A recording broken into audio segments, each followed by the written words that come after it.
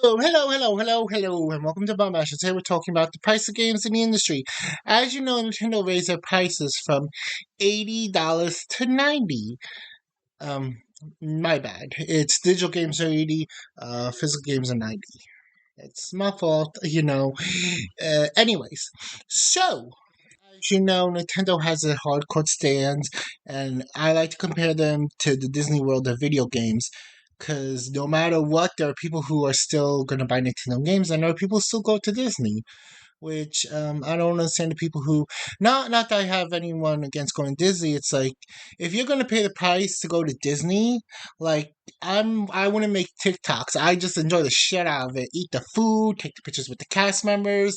Anyways, I'm going off topic. Sorry. Um, but yeah, so Nintendo, raised the price, and like I said, they have their hardcore fans who will probably buy anything Nintendo puts out. I mean, I'll be honest, like I wasn't a hardcore Nintendo fan, but back in the GameCube days, back when the GameCube came out, I was really into Nintendo. Week came out, I was like, "Oh yes, let's go!" I got Super Paper Mario. Freaking love that game. I wish they honestly, I wish they released that one. Um, Instead of having to go like shady sites to get it. The Super Smash Brothers was awesome for that one, and I remember playing it with my dad when my sister got a sleep apnea test. But we got it, and we went to GameStop when it first came out, and it was fun. Midnight release, and I was up to 3 p.m. playing it with my dad. But it's like, even though I'm still not a like not a hardcore Nintendo fan, I think the same with like people who used to go with Disney with their families. I think there's some like good memories with that. You know what I mean? Anyways, I think the industry itself, like I said before in one of my previous videos, that they're preparing for GTA for like $100, and I think there will be people who might buy GTA for $100, the new GTA 6. There are people who buy shock cards, which helps GTA sort of have that luxury of waiting and making the game look super perfect. People buy those shock cards, but here's the thing. First of all, you got Shohei Yoshida. Sorry if I'm pronouncing his name wrong.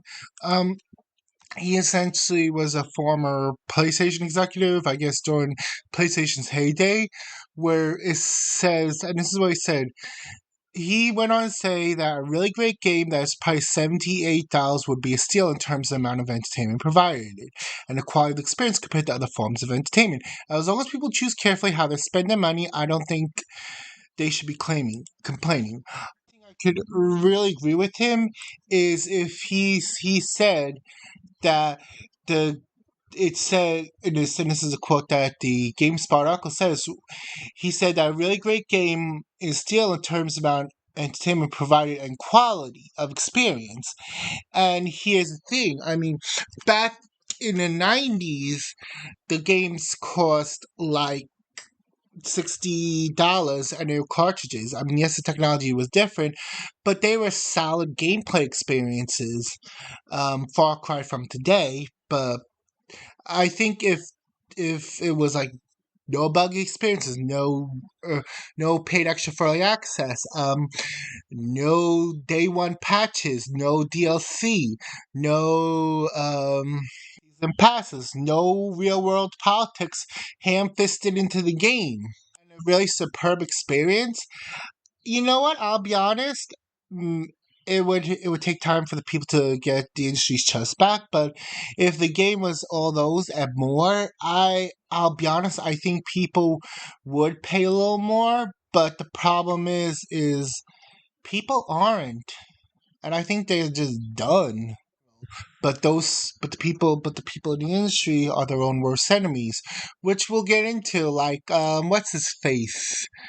Rich Randy Pitchford, the creator of Borderlands. This is what he said. He said, Randy, and this is his whole thing, is Pitchford said that if you were a real fan, that you would buy the game. That you would buy Borderlands for $80 and you'll find a way to make it happen. Here's what he said. A, not my call. B, if you're a real fan, you'll find a way to make it happen. My local game store had Starflight for Sega Genesis for $80 in 1991 when I was just out of high school working minimum wage at an ice cream parlor in Pismo Beach. And I found a way to make it happen.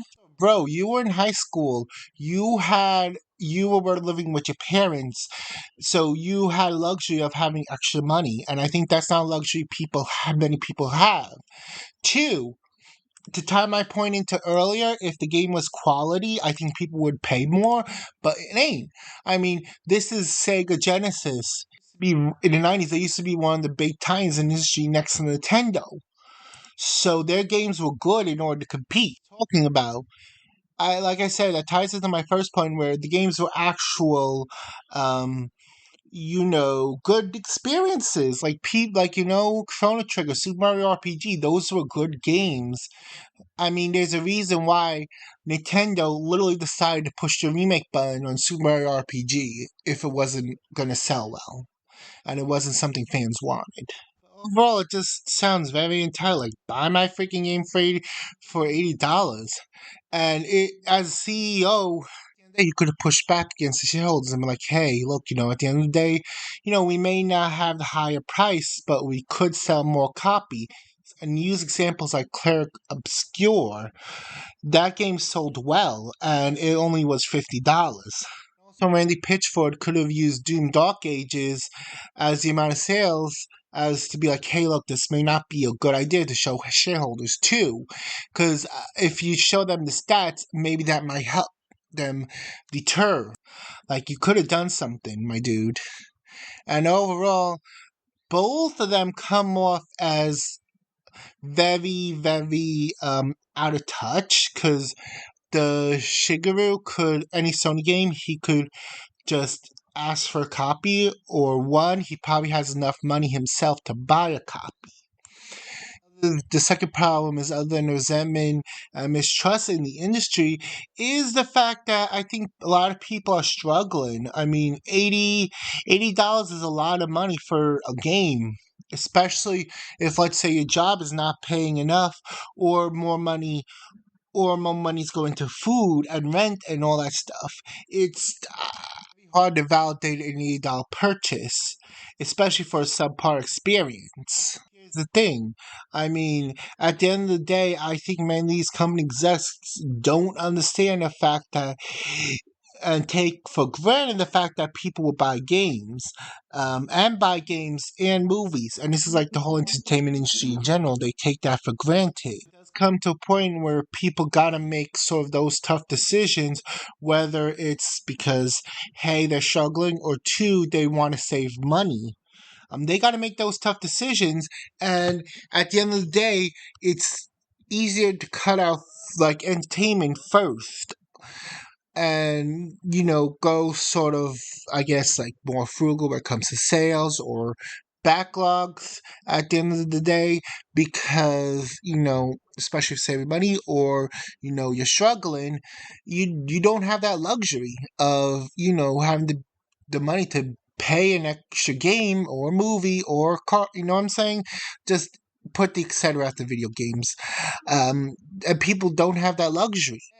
While gaming and all the entertainment industry isn't like a luxury brand like Gucci or something like that, it is much easier to cut than to cut food, because you need to eat to live. Like, I think most people will cut sort of any unnecessary entertainment expenses first, especially in sort of these unexpected times. Essentially, at the end of the day, people who have money coming out of the wazoo don't understand that fact, because they could cover almost all their bills. They probably have like a savings account or 401, well, not 401k, but probably some kind of retirement. So they really don't have that struggle. And speaking of backlogs, if someone's really upset about the $80 prices, or don't just want to save money, they have the backlogs of all old games, and games they haven't tried to rely on, or games that they want to re-explore. And I think this is where the industry is getting ahead of itself at the end of the day and charging $80 too is because they're competing not only with other games but the shadows of their past, so the games of their past. People are acting like out of touch rich people, and I think it's gonna bite them in the butt. Anyways, what do you think? Am I gonna try the new Borderlands 4? I'm not sure. I haven't even played the third one. I got it and it didn't work on my PC because it was like an old PC, and then I got a new one. But I haven't played it yet. Anyways, thank you. Have a good one. Happy gaming. Stay healthy. Stay hydrated. Take care. Bye. Thank you for listening.